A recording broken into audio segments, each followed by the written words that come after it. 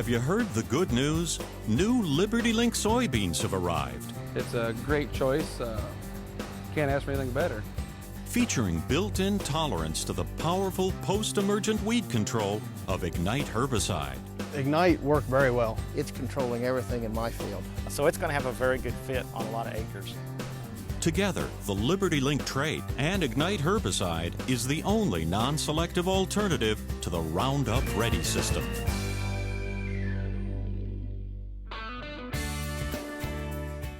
The LibertyLink trait combines top genetics with excellent crop safety by built-in tolerance to fast-acting Ignite herbicide. Ignite controls more than 120 broadleaf weeds and grasses, including ALS and glyphosate-resistant weeds. What's more, there is no documented weed resistance globally. With this launch of the technology in soybean, it represents probably one of the best means the grower has to maintain the utility of glyphosate tolerance in soybeans and in other crops long term. Farmers can't go back to that much of a labor-intensive type system, and you know, in my opinion, the LibertyLink technology has every bit the potential that the Roundup Ready technology has had, and it's changed the whole way that farmers farm. Well, I think it's going to be a big player in the industry. You might even say it may be our savior because there's so many weeds that are becoming resistant. LibertyLink offers a product that can complement existing herbicides that are out there, existing programs that are available, and help sustain the way that guys farm right now. They're convenient to plant. With the herbicide, the Ignite herbicide, it's very convenient to apply. We've also got we've seen about a bushel to a bushel and a half yield increase over our Roundup beans.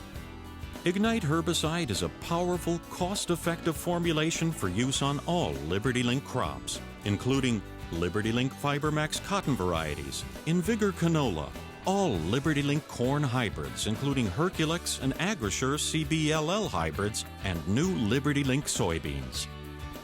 For the first time, growers will have an opportunity to utilize this technology not on a crop basis, but on a farm basis. LibertyLink and Ignite herbicide provide over-the-top convenience and broad-spectrum control, but with a unique mode of action to combat the growing number of herbicide-resistant weeds. Plus, Ignite herbicide torches more than 120 weed species in days, not weeks. With the weeds, we're really starting to become more and more of a problem, like glyphosate-resistant horseweed or mare's tail, giant ragweed, Palmer pigweed. It'll be a very good tool on all of those. Plus just a lot of broadleaf weeds that are a typical issue anyway, like our morning glory species. It's excellent on those. So it's going to have a very good fit on a lot of acres. We have the common weeds, cucumber, sunflower. Morning glories in this particular field was getting to be a problem. Now with Ignite, you know, it's kind of nice to go out there after you spray it a couple days and see it working, and a few days later, stuff's just fried. We've got water hemp, pigweed, velvet leaf. It does great on all of them. Lamb's quarter is getting to be somewhat hard for Roundup to handle, and you know, Ignite done an excellent job on any and all of ours. No two herbicides are exactly the same, and the Ignite LibertyLink system has some strengths, like Morning Glory does a really good job on a lot of different weeds. Also, obviously now with the glyphosate resistance that we have on horseweed and on Palmer amaranth, the Ignite and the technology in the LibertyLink system is going to give us a real boost there.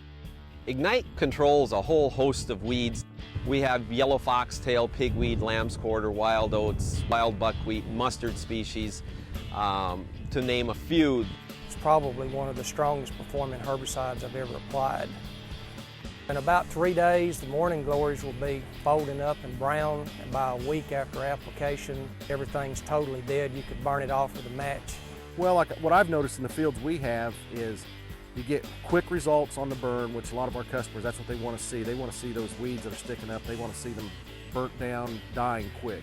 And with the Ignite herbicide, one thing that we noticed was when we walked out here, the grass was fried, but you didn't see any burn on the beans. Growers can maximize crop yield by implementing a strategic weed management program. Bayer Crop Science promotes the use of pre-emergent residual herbicides, followed by timely Ignite herbicide application.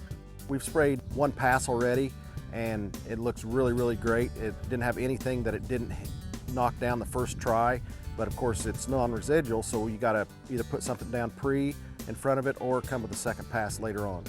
Soybean growers should apply Ignite herbicide no later than 22 days after crop emergence, when weeds are 3 to 4 inches tall. In the Mid-South, application should be made at approximately 10 days after crop emergence. A subsequent application may be made based on weed pressure and size. We're going to have to readjust our thinking a little bit on application timing. I mean, it can be a forgiving herbicide, but early application is important, even though if you have a herbicide that'll kill big weeds. You definitely want to get into the field with that first application soon after emergence while weeds are still small. It allows you to get good coverage on them and eliminate that weed competition early on, giving the plant a lot of potential for yield down the road. Corn and soybean growers can apply Ignite at 22 fluid ounces per acre per application, up to a season maximum of 44 fluid ounces per acre. For additional flexibility, soybean growers can choose to use a one-time application of 36 fluid ounces per acre. It's different than glyphosate. We don't have translocation through the plant like we do with glyphosate. With Ignite, coverage is going to be essential.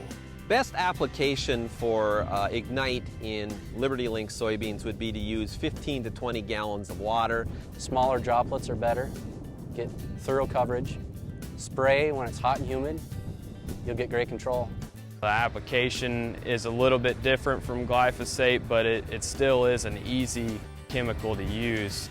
As long as you do follow the guidelines set on the label, you can end up with the same results, and sometimes even better.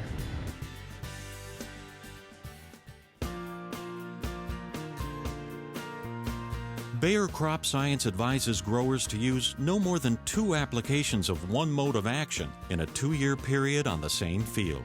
The best way to manage a resistance problem is to prevent it. If you wait till you get resistance to one technology before you implement another one, then you've closed some of those doors. LibertyLink soybean in the system could break up that cycle of glyphosate after glyphosate and Roundup Ready soybeans continuously and give us an opportunity to control some of these resistant populations, especially the ones with multiple resistance where we have very few options. A lot of farmers are concerned about weed control, resistance.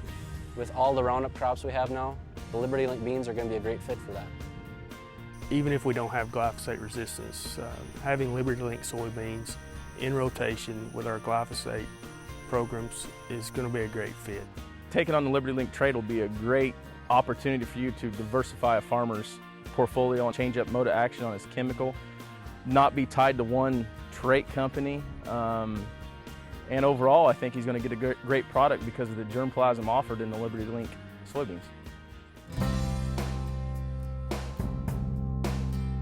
New LibertyLink soybeans have no yield drag or lag and have demonstrated yield and agronomic performance as good as or better than current commercial products.